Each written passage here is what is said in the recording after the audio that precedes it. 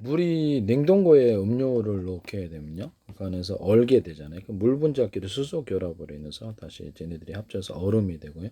나머지 탄산가스의 이물질이 밖으로 배출되는 현상이 일어나게 되는데요. 그 중에서 이산화탄소가 분리가 됩니다. 그럼 이산화탄소를 갖다가 냉장고에 넣어뒀다가 일정 그 뚜껑을 따거나 외부의 온도에 하면 뭐 여러분들 보시면 이렇게 샴페인 날 때도 이렇게 흔들어주면 뭐 조용히 잠들어 있던 이렇게 탄산이 밖으로 확 솟구쳐 나오는 걸 알 수가 있는데요. 뭐 때문에 그럴까요? 운동 에너지를 보여서 충격파를 줬기 때문입니다. 그래서 그것이 내부 안에 있던 것들이 갑작스럽게 외부로 이렇게 분리가 되면서 이게 액체하고 분리가 되면서 탄산가들이 확 밖으로 나오는 현상이죠. 그래서 이산화탄소를 가지고도 로켓을 쏘는 이런 실험도 있는데요. 그래서 응축되고 압축됐던 것이 이렇게 밖으로 압력복사 폭탄 같은 비슷한, 그래서 운동 에너지를 주거나 외부의 차가운 에너지를 만나거나 이렇게 냉동고에서 꺼내놨던 음료이 따뜻한 것을 만나면 서로 충격파가 전해져 가지고, 그래서 갑작스럽게 확 얼거나 살얼음이 끼거나 이런 현상도 일어나고, 이산화탄소도 밖으로 나오는 이런 현상도 일어날 수가 있어요. 살얼음이 낀다는 것은 그 안에서 이렇게 차가운 에너지를 할지라도 서로가 교류가 안 된 채, 그러니까 대류 현상이 이루어져서 잘 안 되는 상태에서 부분적으로만 얼어 있다가 이것이 이렇게 거기서 냉기가 축적이 돼 있다가 그것을 운동 에너지를 주니까 서로 섞이는 대류 현상이 일어나서 살얼음이 끼는 것이죠. 그래가지고 근데 기체는 그 과정에서 다른 쪽에 온도 외부 온도하고 차이로 인해서 기체가 밖으로 꺼내져 나오는 것이다, 이렇게 하겠습니다.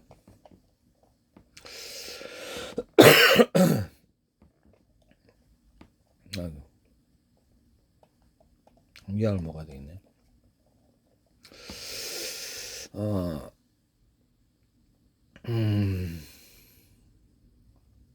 그래서 이렇게 냉장고 안에 음료가 이렇게 서로 낮은 온도에 있을 때 수소 결합되고 달라붙고 이산화탄소 밖으로 배출된다.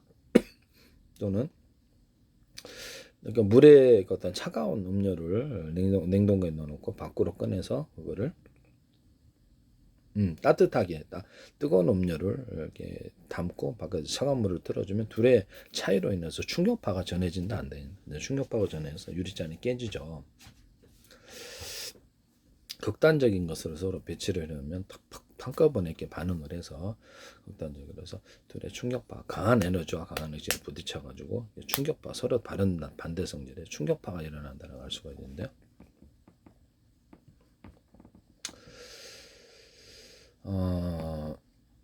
이런 부분을 말씀을 드립니다. 그 다음에 예전에 뭐 무슨 음식 냉동고에 음식이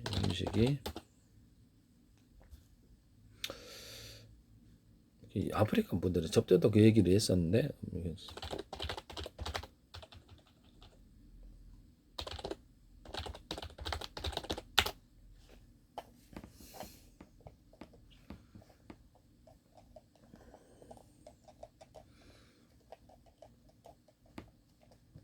아프리카 어떤 데서 이렇게 어떤 그렇죠, 이게 냉기도 부분적으로만 겉에 표면에 맺힐 수 있느냐? 그럼 그렇습니다. 시간이 많이 걸리죠. 약간 온도가 낮은 채, 온도가 뜨겁지 않고 온도가 낮은 채 대류 현상을 일으켜주면 냉기도 곧바로 많이 쉽게 전도가 되는 것이죠. 그래서 냉기가 전달이 돼서 빨리 얽게 되는데요. 예. 표면적을 아이스크림 만들 때도 이렇게 판의 형태로 넣어서 되게 판을 냉각을 시켜주면 판에 얼음이 이렇게 끼게 되는데요. 그래서 액상을 넣어놓으면 거기서 이제 얼음이 맞닿는 부분에서 얼음이 생기는데요. 이것을 겨울에 같은데 이렇게 따뜻한 공기가 실내 바깥에 창문에 같은데 이렇게 다가가게 하면은 외부가 차갑잖아요. 차가우면 거기 이제 얼음까지는 변하진 않지만 물기로 되어서 기체가 이제 기체 안에서 담겨있던 수분이 물로 변하거나 극단적으로 외부에 이제 공기가 차가우면은 이것이 얼음으로 변해버리는데요. 뭐 보온병, 러시아 극지방에서 보온병 같은 거 이렇게 확 뿌리잖아요. 그럼 작은 분자 단위로 이렇게 분산이 될 거 아니에요, 비산이. 그럼 그 외부의 온도가 너무나 차갑기 때문에 갑자기 얼음으로 확 변해버리죠. 네네, 이런 현상을 이용해서 우리가 무슨 기기를 만든다는 것이죠. 그래서 냉기든 아니면 온기든 교류 대류 현상을 만들어줘서 골고루 빨리 이 기기 할 수 있다 없다. 근데 그렇게 할 수 있습니다. 네네.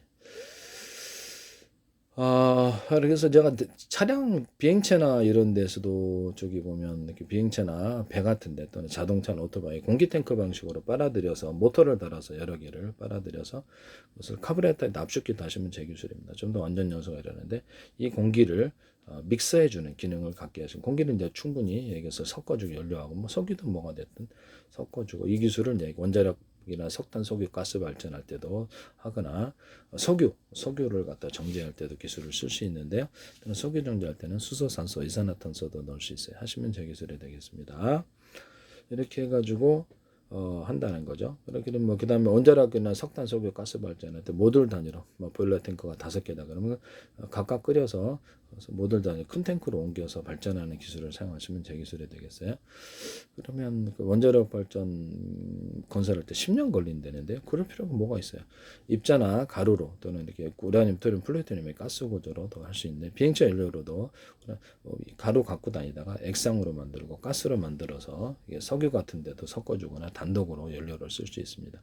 로켓 엔진의 연료를 고체다 그러면 거기다가 제가 고체다 그러면 고체 연료하고 액체 연료를 같이 이렇게 혼합할 수 있다라 그러는데 고체 연료 안에도 액체 연료를 같이 넣어줄 수 있어요. 이 방식을 선택하시면 제 기술인데요. 탄이다 그러면 장약이다, 폭탄이다 그러면 이제 성형 자각단처럼 이게 뭐 다이너마이트 규조통 안에 이렇게 액체 폭탄을 넣어줄 수 있다 그랬죠. 니트로글리스린에서 성형 구조로 해서 뒤로 분사하는 구조를 만들어주면 사정거리를 늘릴 수 있다 그랬죠.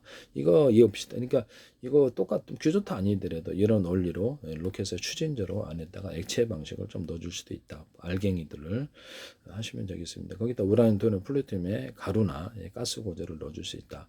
고체 연료라도 고체 연료 플러스 액체 연료를 두 가지를 사용할 수 있다. 그래서 고체 연료로 직렬을 만들어주고 이렇게 액체 연료로 병렬을 만들어서 같이 이렇게 모듈 단위로 들어갈 수 있다. 하시면 제 기술이 되겠습니다. 자세 제어할 때 그래서 고체 연료를